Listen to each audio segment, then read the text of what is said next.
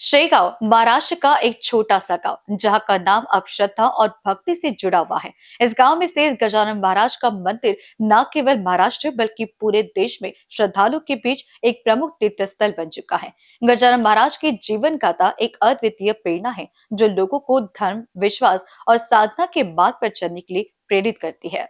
गजानन महाराज के बारे में मान्यता है कि उनका जन्म 19वीं शताब्दी के अंत में हुआ था। उनके जन्म की कोई निश्चित तिथि और स्थान का स्पष्ट विवरण नहीं मिलता, लेकिन वे अपने आप को गजानन के रूप में प्रस्तुत करते थे।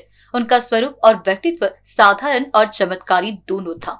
उनका प्रथम दर्शन 1878 के आसपास हुआ था, जब उन्होंने एक साधारण ब्राह्मण के रूप में श्रद्धालु के बीच अपनी उपस्थिति दर्ज कराई थी।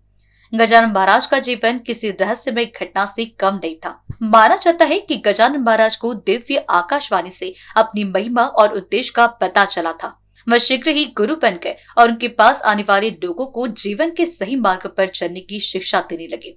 गजानन महाराज का जीवन हमेशा चमत्कारी घटनाओं से भरा रहा।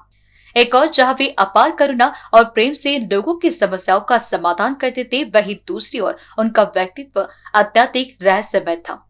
एक उदाहरण के तौर पर वे अक्सर अपनी भक्तों को उनके भीतर छिपी असल शक्ति और आत्मविश्वास का एहसास कराते थे।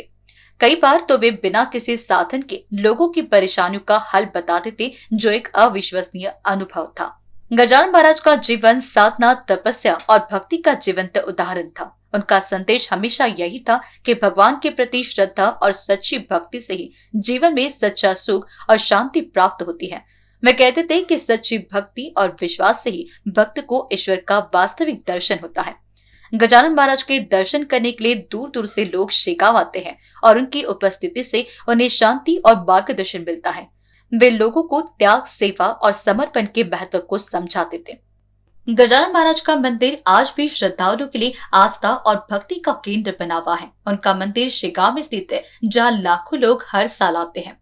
भक्तगण यहाँ पर आकर उनके दर्शन करते हैं, उनकी पूजा करते हैं और जीवन के दुखों से मुक्ति की प्रार्थना करते हैं। गजानन महाराज का जीवन और उनका उपदेश आज भी लोगों के दिलों में जीवित है। उनका संदेश साफ है, भक्ति, विश्वास और कर्म से ही हम अपने जीवन को उत्तम बना सकते हैं और भगवान के निकट पहुंच सकते हैं।